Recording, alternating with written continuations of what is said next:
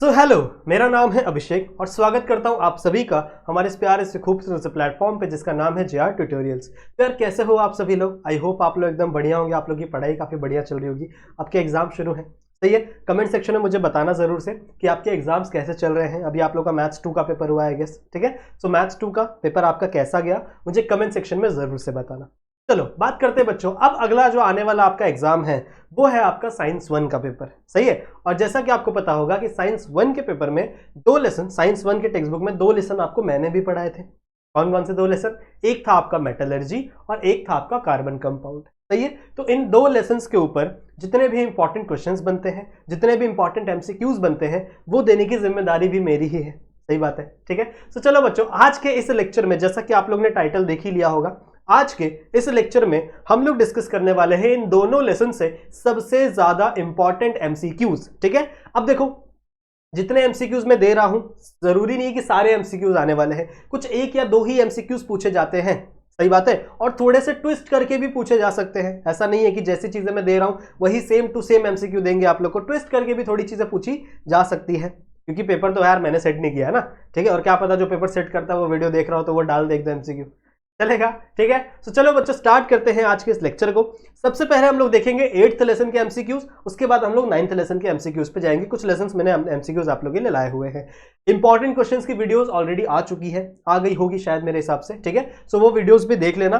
Chapter number 8, chapter number 9 के important question जो है वो मैंने आप लोग को ऑलरेडी हमारे इसी चैनल पर अपलोड कर दिए हैं एज अ वीडियो फॉर्मेट में। ठीक है, तो उसे भी आप लोग जरूर से देख लेना, लाइक कर देना वीडियो को। तो चलो स्टार्ट करते हैं बच्चों आज के इस खूबसूरत से वीडियो को।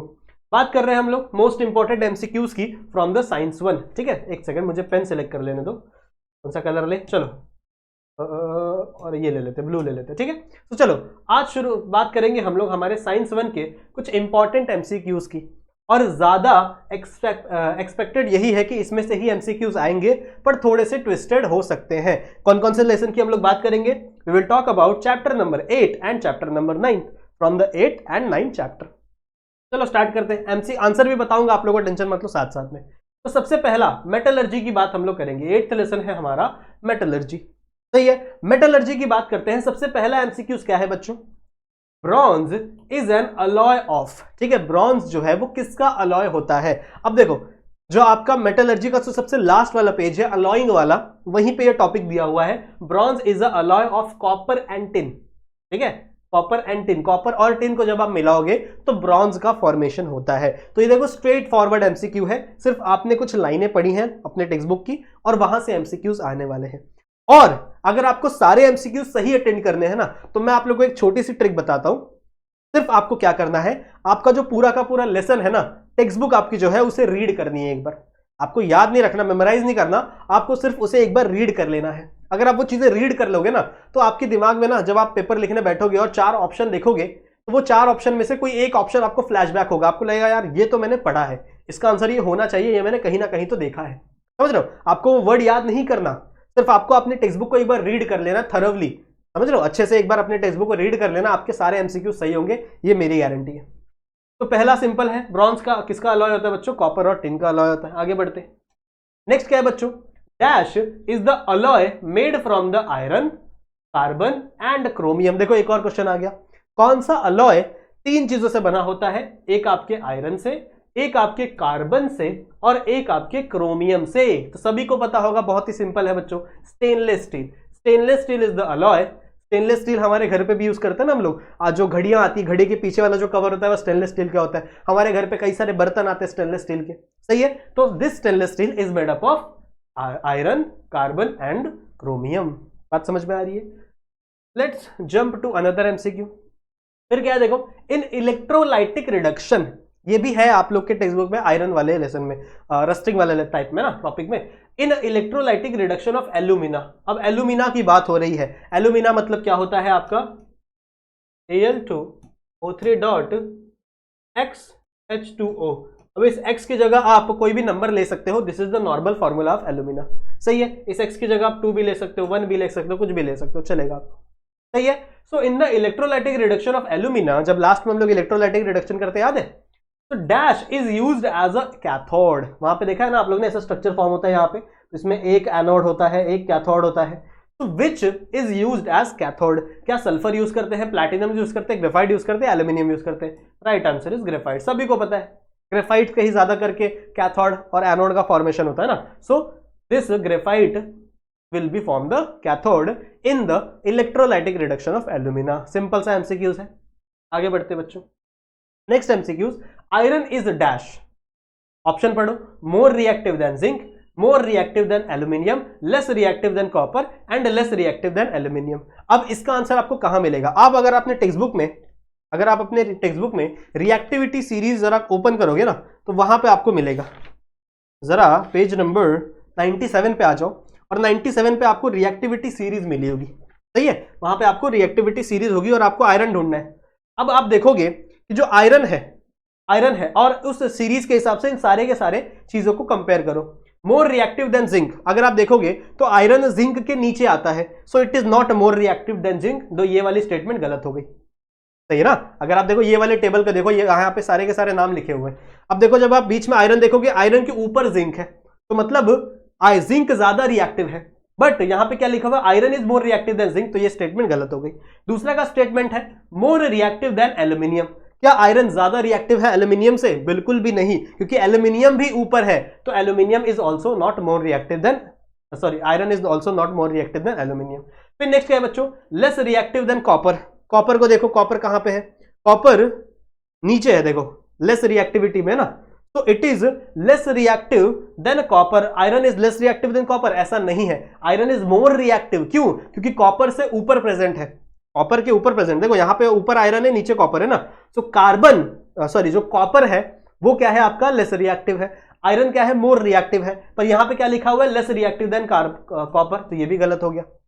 लास्ट वाला क्या है? यही सही होने वाला है, लेस रिएक्टिव देन एल्यूमिनियम। आप ये लाइन सही है, क्योंकि देखो एल्यूमिनियम ऊपर है, आयरन नीचे है, so iron is less reactive, aluminium is more reactive, so this line is correct, less reactive than aluminium। very good, ठीक है, चलो समझ में आई बात? ये तो मेरे को आप लोगों को लाइव में लेना चाहिए था, मैं आप लोग से पूछता तो जरा मजा आता ना। चलो कोई बात नहीं, आगे बढ़ते हैं। इन द विल्फी टेबल मेथड आप लोगों को पता ही है, देखो कुछ ऐसा मेथड होता है और यहाँ पे ऐसे क्या लगे रहते हैं? ऐसे कुछ लकड़ी के स्ट्रक्चर लगे रहते हैं ना, और यहां से हम लोग अपना जो ओर है उसे वाटर के अंदर मिक्स करके यहां से हम लोग ऐसे फ्लो करवाते हैं। तो जो भी आपका ओर है वो यहीं पे लग जाता है, और जो भी आपका पानी है उसके साथ जो कचरे है, जो गैंग्यू है, वो क्या हो जाता है? यहां से बाहर निकल जाता है। तो ये किसके बेस्ड पर है? In the विल्फी table method the separation of a particle गैंग्यू is dash method is use. कौन सा मेथड यूज होता है बच्चों? ग्रेविटेशन का मेथड यूज होता है। सिंपल है ना, क्योंकि देखो ये पानी अपने आप तो नीचे आएगा नहीं, ग्रेविटी के वजह से ही नीचे आएगा ना। तो जो भी आपका इस ग्रेविटी के अंदर जो भी गैंग्यू पार्टिकल है वो अपने आप इसके अंदर मिक्स होकर नीचे यहां से गिर जाएगा, और जो भी आपका ओर है, ओर के अंदर जो मेटल है, आपके कॉन्सेंट्रेटेड मेटल है, वो इस लकड़ी के इस साइड वाले फल्ले पे लग जाएंगे। समझ रहे हो? So this method is based on gravitation separation method. सही बात है, समझ में आ गया? So this is the right option. Clear है? Let's move forward. Aluminium oxide is dash in nature. Now it is very important MCQs. कभी एक दो बार ये भी पूछा गया, 2 बार। Aluminium oxide is dash in nature. Dash in nature. क्या ये एसिडिक इन नेचर होता है? क्या ये बेसिक इन नेचर होता है? क्या ये न्यूट्रल इन नेचर होता है? क्या ये एम्फोटेरिक इन नेचर? क्या होता है एल्यूमिनियम ऑक्साइड? Al2O3। अब इसमें जो एल्यूमिनियम है बच्चों, इसके ऊपर पार्शियल पॉजिटिव चार्ज, इसके ऊपर पार्शियल नेगेटिव चार्ज। सही बात है? अब अगर आप इसे एसिडिक कंडीशन में डालोगे तो ये बेस की तरह बिहेव करेगा, बिल्कुल बात है। तो ये क्या, it can be basic in nature. पर अगर आप इसको बेसिक नेचर में डालोगे तो ये एसिड की तरह भी बिहेव करता है, मतलब इसके पास एसिडिक वाली एबिलिटी भी है और बेस वाली एबिलिटी भी है। और ऐसे कंपाउंड्स को हम लोग क्या कहते हैं? ऐसे कंपाउंड्स को हम लोग कहते हैं बच्चों एम्फोटेरिक। ऐसे कंपाउंड को हम लोग क्या बोलते हैं? एम्फोटेरिक। एम्फोटेरिक मतलब क्या कि जो एसिडिक कंडीशन में बेस की तरह बिहेव करेगा। समझ रहे हो? और बेसिक कंडीशन में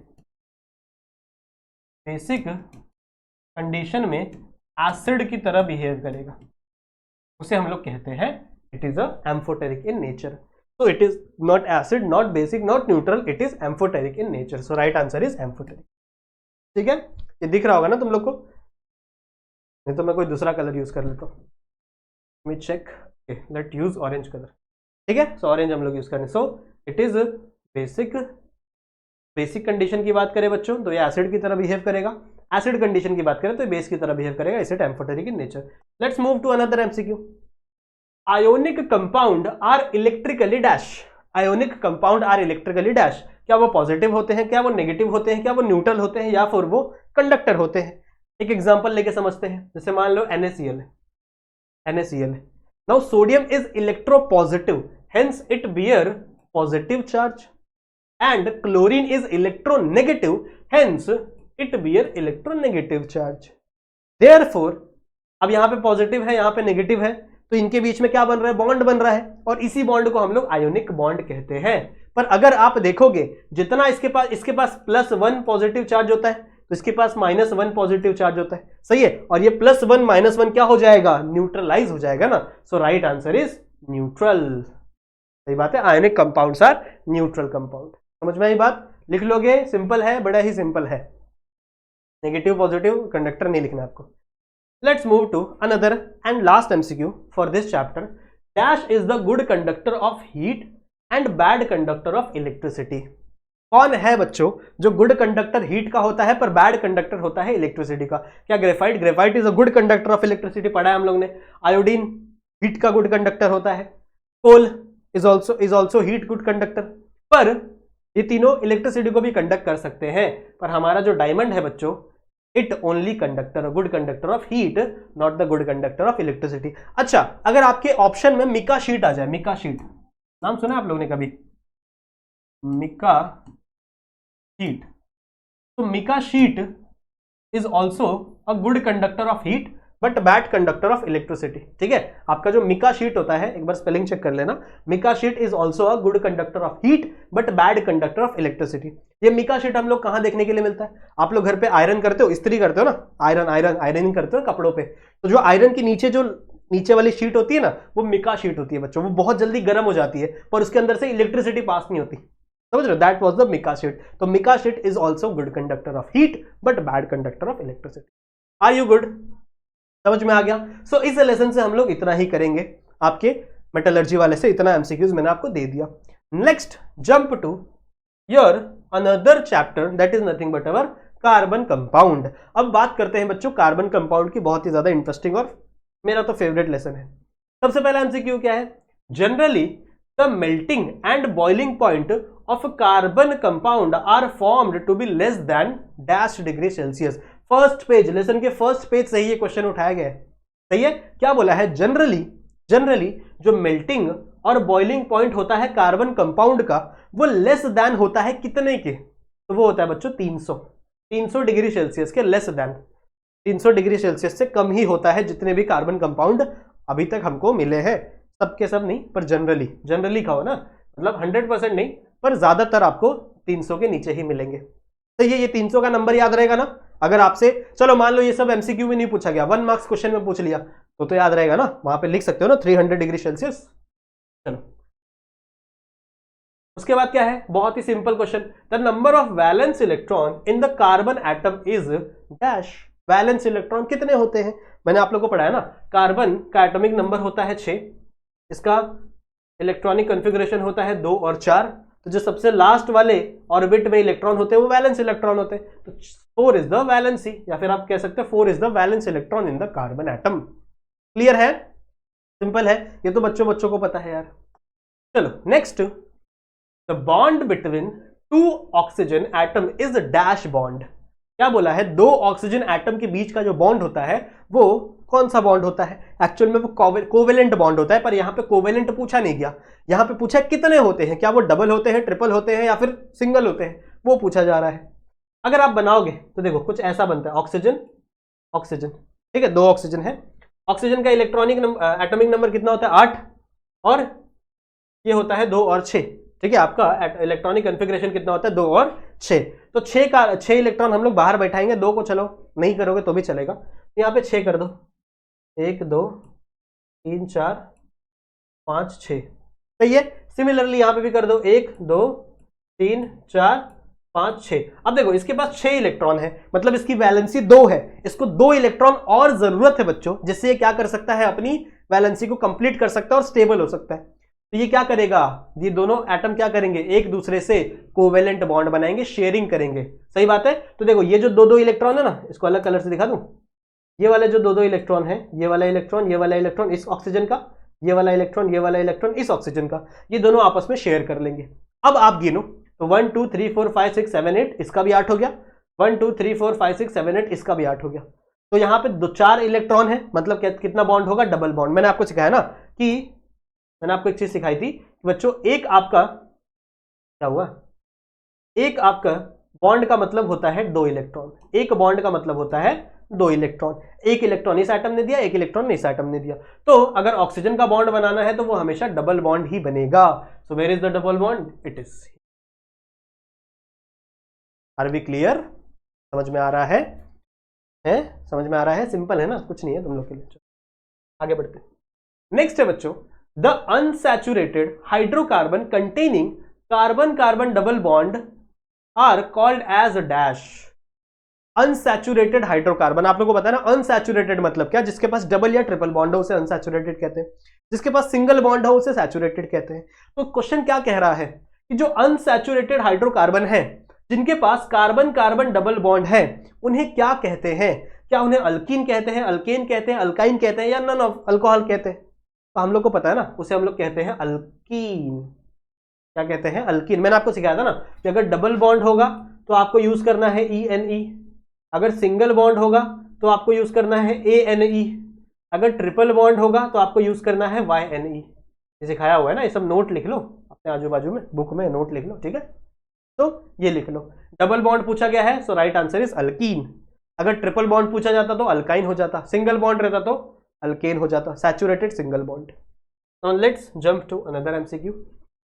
the general molecular formula for the homologous series. Homologous series आप लोगों को पता ही है, इथेन मीथेन प्रोपेन ब्यूटेन, हम लोग ऐसे बनाते हैं ना, सीरीज बनाते हैं ना, ठीक है? So the general molecular formula of the homologous series of alkyne is dash. Alkyne का जनरल फॉर्मूला क्या है? क्या ये CnH2n है, क्या ये CnH2n-2 है, क्या ये CnH2n+2 है, या CnH2n-1 है? बताओ जरा। देखो अगर अल्केन होगा, मैंने आपको सिखाया है, अगर अल्केन होगा तो सिर्फ इसका याद रखो, बाकी आप लोग को सब याद हो जाएगा। अल्केन का याद रखो, अल्केन का होता है बच्चों CnH2n+2। अब अल्कीन बनेगा तो 2 इलेक्ट्रॉन हटा दो, अल्काइन बनेगा तो और 2 इलेक्ट्रॉन हटा दो। तो जब बच्चों ये अल्कीन बनेगा, अल्कीन बनेगा तो 2 इलेक्ट्रॉन हटा दोगे, 2 इलेक्ट्रॉन हटा दोगे तो फॉर्मूला क्या बन जाएगा? CnH2n, खाली 2n हो जाएगा, ये 2+2 हट जाएगा। और अगर आप अल्काइन बनाओगे, अगर आप अल्काइन बनाओगे तो आपको 2 और इलेक्ट्रॉन माइनस करने पड़ेंगे। So the right answer is CnH2n-2। 2n में से और -2 कर दो। देखो पहले ही 2n था अल्कीन में, पर जब आप बात कर रहे हो अल्काइन की तो आप और माइनस कर दोगे, और राइट आंसर क्या हो जाएगा बच्चों आपका? CnH2n-2। अगर अल्केन का पूछा तो ये लिखना है, अल्कीन का पूछा तो ये लिखना है। सही बात है, उल्टा पुल्टा पूछ सकते हैं, भरोसा नहीं है भैया बोर्ड वालों का। Next MCQ, dash is one of the combustible component in the LPG। कौन सा आपके LPG में कंबस्टिबल कंपोनेंट होता है? सो इट इज द प्रोपेन। ये तो स्ट्रेट फॉरवर्ड क्वेश्चन है, इसमें तो कोई ज्यादा एक्सप्लेनेशन की जरूरत नहीं है। LPG पता है ना आप लोग को, लिक्विफाइड पेट्रोलियम गैस, ठीक है? तो उसमें LPG प्रेजेंट होता है, जिसके वजह से आपका गैस जलता है, कंबर्शन होता है ना, आप गैस जलाते हो गैस जल जाती है, क्यों? Because of the propane. Okay, last MCQ बच्चों, generally dash is called as spirit. इसे हम लोग कहते हैं स्पिरिट। यहाँ पे भूत वाले स्पिरिट की बात नहीं हो रही है, यहाँ पे स्पिरिट की बात हो रही है, जिसको हम लोग जलाते हैं कैंडल में, ठीक है? So which is the, it is ethanol. Right answer is ethanol, ठीक है? मीथेनॉल नहीं लिखना है, प्रोपेनॉल नहीं लिखना है, ब्यूटेनॉल नहीं लिखना है, the right answer is ethanol. सही बात है, क्लियर है? सो इतने ही MCQs मैंने आप लोग को दिए हैं बच्चों, आपके अगले वाले लेसन में से, यानी 9th वाले लेसन में से, कार्बन कंपाउंड में से, ठीक है? अगर आपको कोई डाउट होता है, मैंने आपको पहले ही बताया है, कोई भी आपको डाउट होता है तो आप आ सकते हो मेरे इंस्टाग्राम पे, आप मुझे मैसेज कर सकते हो। मेरे इंस्टाग्राम की ID ले लो, काफ़ी सारे बच्चे वहाँ पे अपने डाउट क्लियर करवाते हैं, ठीक है? काफ़ी सारे बच्चे मुझे मैसेज करते हैं, ये मेरे इंस्टाग्राम की ID है बच्चों, तो काफ़ी सारे बच्चे मुझे मैसेज करते हैं, पूछते हैं, अपने डाउट क्लियर करवाते हैं। और अपना डाउट अपने मन में मत रखना, क्योंकि क्या पता आपने जो सोचा यार इससे डाउट है, छोड़ो जाने दो, क्या करना है सर से पूछ के, और क्या पता वही क्वेश्चन आ गया एग्जाम में, तो फिर तो आपके मार्क्स चले जाएंगे ना। तो प्लीज अपने मन में कोई भी डाउट ना रखें, ठीक है। कोई भी अगर आपको लेसन से डाउट हो जाए जो मैंने आपको पढ़ाए हैं, तो please you can contact me on that. बाकी सारी चीजें आप लोग को मिल ही रही हैं, आपको इंपॉर्टेंट क्वेश्चंस मिल गए, आप लोग को इंपॉर्टेंट एमसीक्यूज मिल गए, आप लोग के लिए रिवीजन भी हो रहे हैं, सही है। उड़ान बैच भी शुरू हुई है, अभी भी आप लोग के लिए लाइव रिवीजन हो ही रहे हैं, सही है। सो आई होप बच्चों आप लोगों को ये वीडियो पसंद आई होगी। वीडियो को ज्यादा लंबा नहीं करते, मैंने आप लोगों को बताया एमसीक्यूज तो इतने आपको करने ही है, साथ ही साथ आपको एमसीक्यूज के लिए अपनी टेक्स्ट बुक को रीड करना है।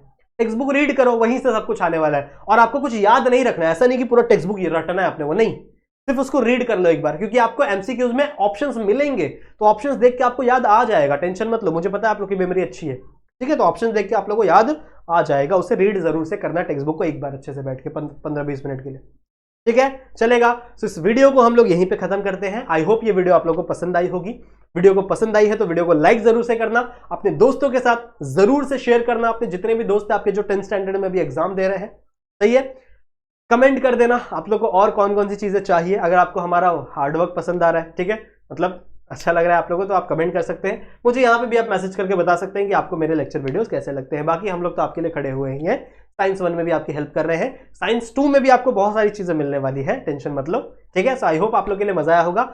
आज इस लेक्चर को यहीं पे एंड करते हैं, तब तक के लिए आप पढ़ते रहो। All the best for your exam, keep studying.